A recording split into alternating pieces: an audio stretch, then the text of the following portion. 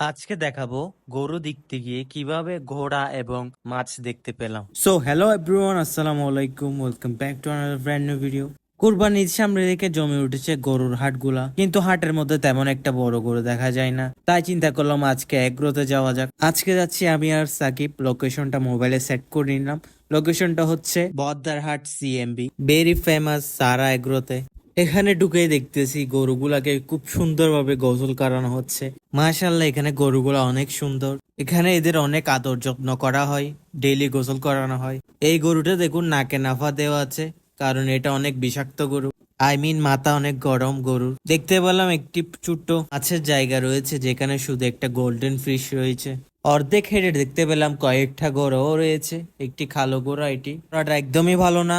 আমি ক্যামেরা নিয়ে দাঁড়াতে আমাকে কামড় দিচ্ছে। দেখুন, এই এগ্রোতে মোটামুটি গরুগুলা অনেক বড় বড় আছে, যেটার জন্য মূলত